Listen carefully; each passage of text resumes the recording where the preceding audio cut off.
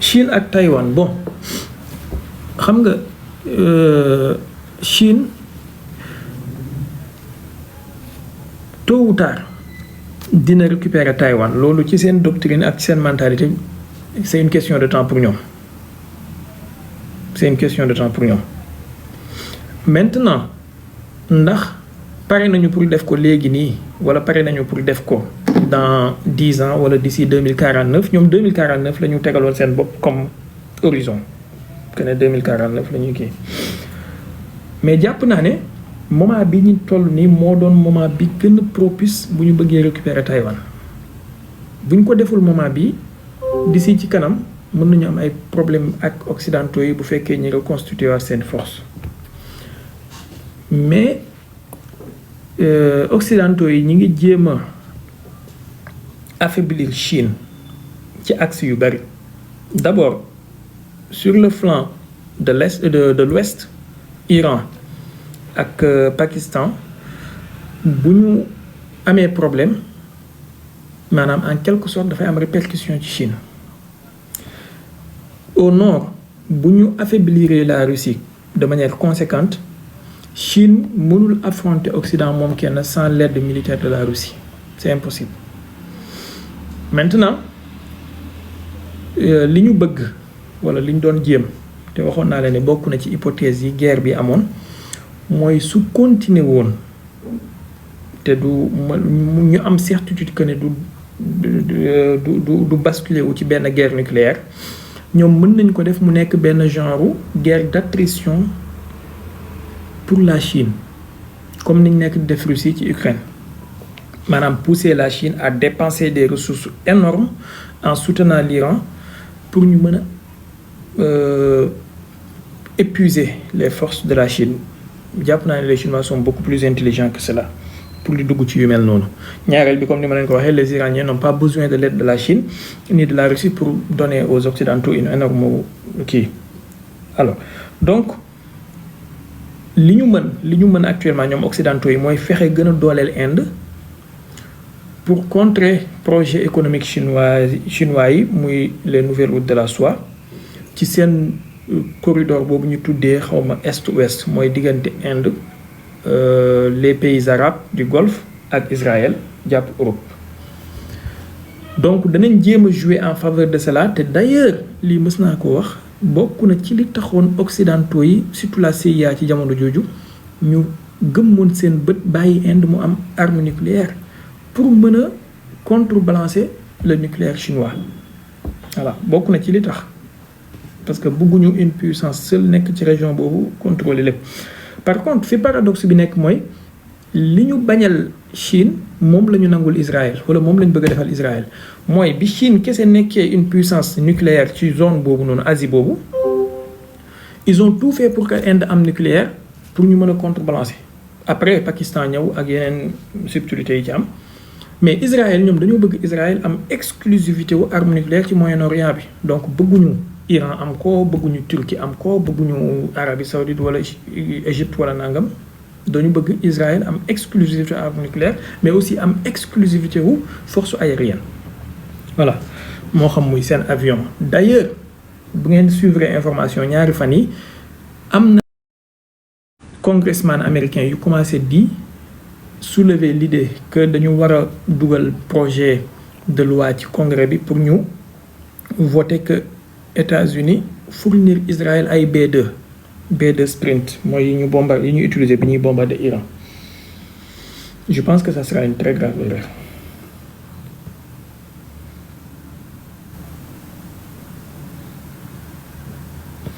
ndax yaakaaruma ne BRICS c'est une organisation sans avenir en fait les BRICS mën nañu nekk sans avenir mën nañu nekk avec avenir mais dans une certaine condition par exemple man personnellement je suis un peu dubitatif ci méthode bi les BRICS di doxee xoolal isa kunta fi amrin fa kun fii boo nekkee ci dara nekk ci mënoon ne yow ce que je trouve un peu paradoxal ci seen méthode mooy tu peux pas venir prétendre que da nga nekk contre l'hégémonie américaine contre l'unipolarité contre nangam ba pare tout le temps tu joues le jeu de cet hégémon là tout le temps tu joues le jeu de cet ordre là ordre mondial boobu noonu maanaam soit tu es contre l'unipolarité boobu noonu da nga bëgg a imposer dara il faut le faire de manière radicale et il faut oser nommer l'ennemi par exemple en Ukraine soo jëlee Ukraine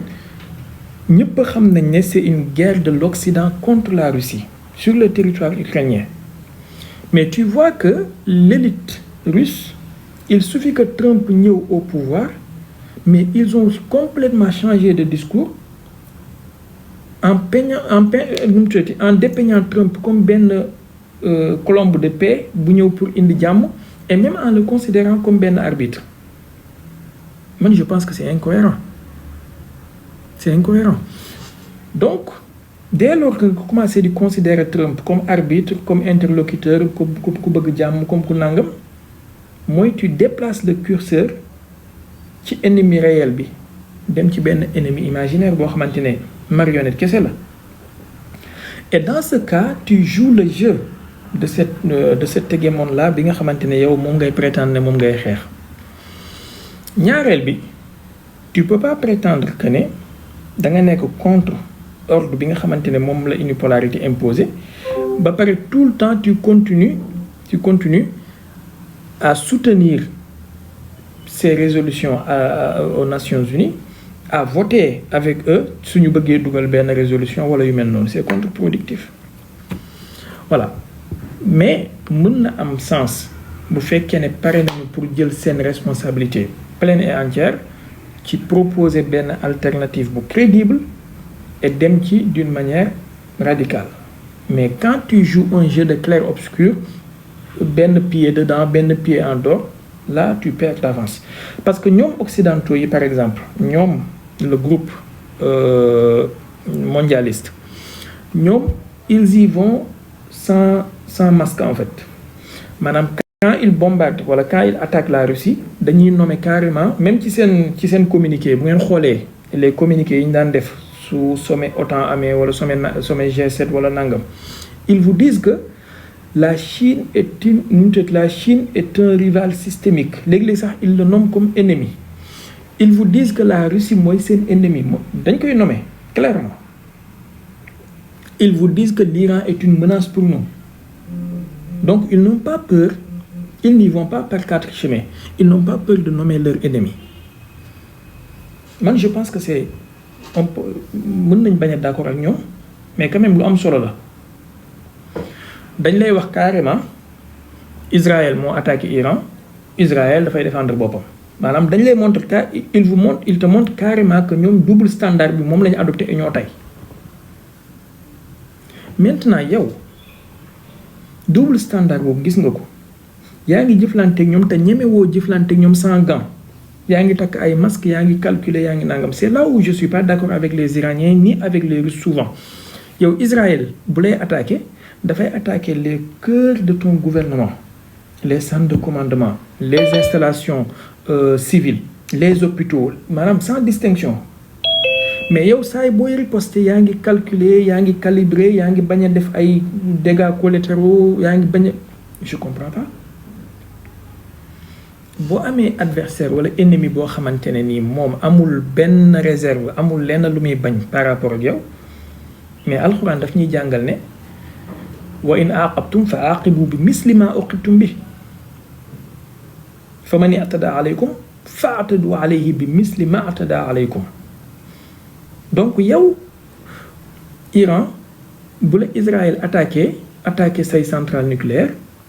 rey say scientifique mais Iran yow sooy riposter yaa ngi calibré bañ a rey benn scientifique israélien bañ a attaqué centrale nucléaire Israël bañ a nangam mais je comprends pas adversaire bi ngay jëflanteeg moom rapport de force boobu la xam cruauté boobu la xam mais il faut se montrer cruel il faut se montrer féroce et sans pitié pour adversaire bu mën la respecter xoolal la France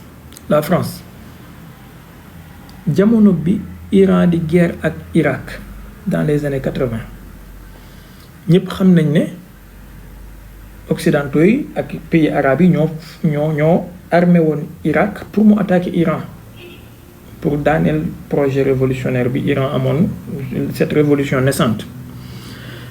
Il y a eu un moment boo xam ne France seen porte-avions bi yaakaar naa jamono jooju Clémenceau la woon, pas Charles de Gaulle bi ñu am léegi. Seen porte-avions bi lañ jël,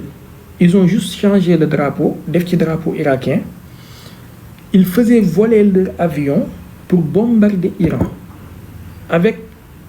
un drapeau irakien là-dessus. ñaareel bi Irak di bombarder Iran avec des gaz moutarde, gaz sarin, gaz nangam, armes chimiques yooyu noonu occidentaux yi ñoo ko fourniroon Saddam Hussein. Léegi iraniens yi bi ñuy riposter, ils ont été dans des ripostes asymétriques. Léegi yow dem nga ba tollu ci croisée des chemins, am nga capacité mën a defar ay missiles balistiques yuy dem ci portée yu gudd, mais tu vois ci doctrine yu iranien yi dañ lay wax ne politiquement ils limitent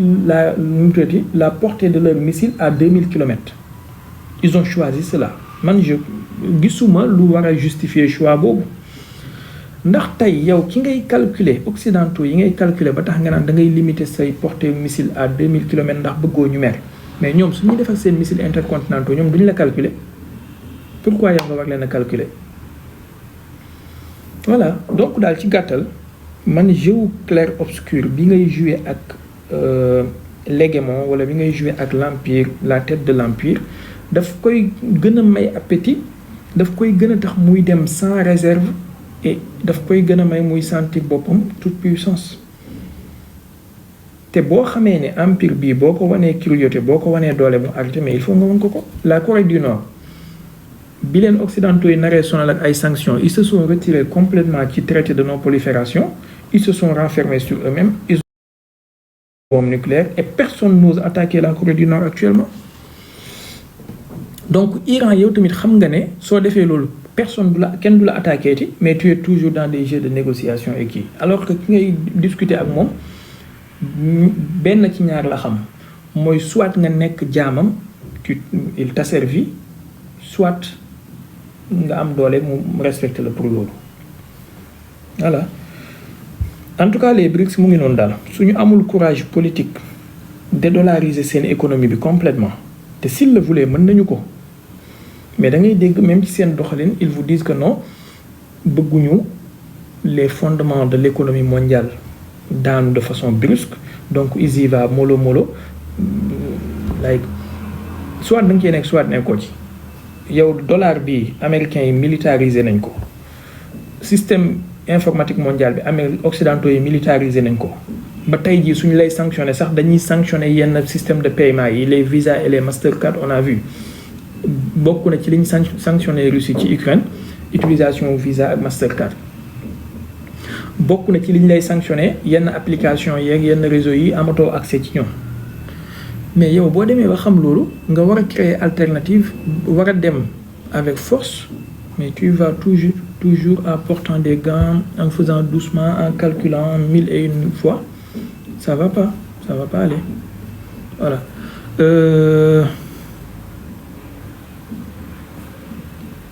bu fekkee beneen question am na. abonné leen tey aimé, de partager, de participer, di envoyer ay cœur.